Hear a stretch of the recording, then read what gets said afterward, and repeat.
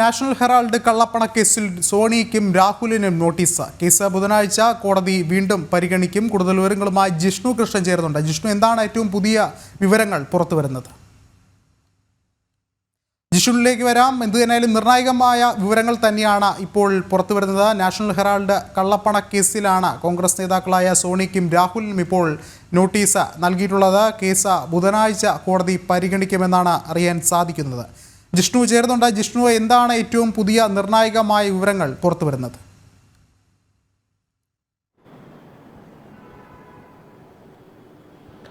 Vishnu, national Herald കള്ളപ്പണ കേസിലാണ് ഇപ്പോൾ ഡൽഹി റൌസോനി കോടതിയും പ്രതിപക്ഷ നേതാവ് രാഹുലിനും ഒപ്പം കോൺഗ്രസ് മുൻ അധ്യക്ഷ സോണിയയ്ക്കും നോട്ടീസ് നൽകിയിട്ടുള്ളത്. നിലവിൽ എൻഫോഴ്സ്മെന്റ് ഡയറക്ടറേറ്റ് സോണിയെ 1-ാം പ്രതിയാക്കിയും രാഹുലിനെ 2-ാം പ്രതിയാക്കിയും കേസിൽ കുറ്റപത്രം സമർപ്പിച്ചിട്ടുണ്ട്. ഈ പശ്ചാത്തലത്തിലാണ് കോടതിയുടെ ഭാഗത്തുനിന്ന് സോണിയയ്ക്കും രാഹുലിനും നോട്ടീസ് നൽകിയിട്ടുള്ളത്.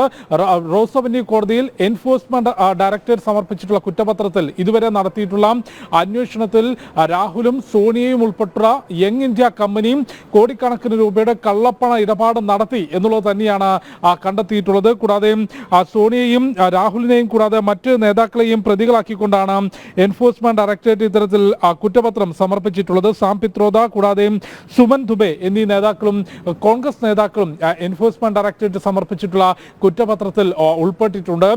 യങ് ഇന്ത്യ കമ്പനി, അതായത് സോണിയയും രാഹുലും ഡയറക്ടർമാരായിട്ടുള്ള കമ്പനി കോടിക്കണക്കിന് രൂപ വില വരുന്ന നാഷണൽ ഹെറാൾഡിന്റെ സ്വത്തുക്കൾ ഏറ്റെടുത്തതിലൂടെ കോടിക്കണക്കിന് രൂപയുടെ കള്ളപ്പണ ഇടപാട് നടത്തി എന്നുള്ളതാണ് മുൻപ് വന്നിട്ടുള്ള ആരോപണം. UPA ഭരണകാലത്താണ് ഇത്തരത്തിൽ 5 ലക്ഷം രൂപ മാത്രം മൂലധനം ഉണ്ടായിരുന്ന യങ് ഇന്ത്യ കമ്പനി, സോണിയയും രാഹുലും ഡയറക്ടർമാരായിട്ടുള്ള കമ്പനിയാണ് നാഷണൽ ഹെറാൾഡിന്റെ കോടിക്കണക്കിന് രൂപയുടെ സ്വത്തുക്കൾ ഏറ്റെടുത്തത്. എങ്ങനെയാണ് 5 ലക്ഷം മാത്രം മൂലധനമുള്ള കമ്പനി ഇത്തരത്തിൽ കോടിക്കണക്കിന് രൂപയുടെ സ്വത്തുക്കൾ ഏറ്റെടുത്തത് എന്ന ചോദ്യവും അതിന്റെ വിശദാംശങ്ങളും 2013-14 കാലഘട്ടത്തിലാണ് പുറത്തു വരുന്നത്. പിന്നീട് എൻഫോഴ്സ്മെന്റ് ഡയറക്ടറേറ്റ് ഇതിൽ കേസ് രജിസ്റ്റർ ചെയ്യുകയും അന്വേഷണം നടത്തുകയും നിരവധി തവണ രാഹുലിനെയും സോണിയെയും ചോദ്യം ചെയ്തിരുന്നു. ഇപ്പോൾ കേസ് വിചാരണയിലേക്ക്, കോടതി മുറിക്കുള്ളിലേക്ക് കേസിന്റെ വാദം എത്തിയിരിക്കുകയാണ്. കുറ്റപത്രത്തിൽ വളരെ കൃത്യമായി സോണിയെ 1-ാം പ്രതിയാക്കിയും രാഹുലിനെ 2-ാം പ്രതിയാക്കിയും കൂടാതെ സാം പിത്രോദ, സുമൻ ദുബെ തുടങ്ങിയിട്ടുള്ള കോൺഗ്രസ് നേതാക്കളെ പ്രതിപട്ടികയിൽ ചേർത്തുകൊണ്ടുമാണ് ഇത്തരത്തിൽ എൻഫോഴ്സ്മെന്റ് ഡയറക്ടറേറ്റിന്റെ കുറ്റപത്രമുള്ളത്. കോടതിയിൽ വാദം നടക്കുമ്പോൾ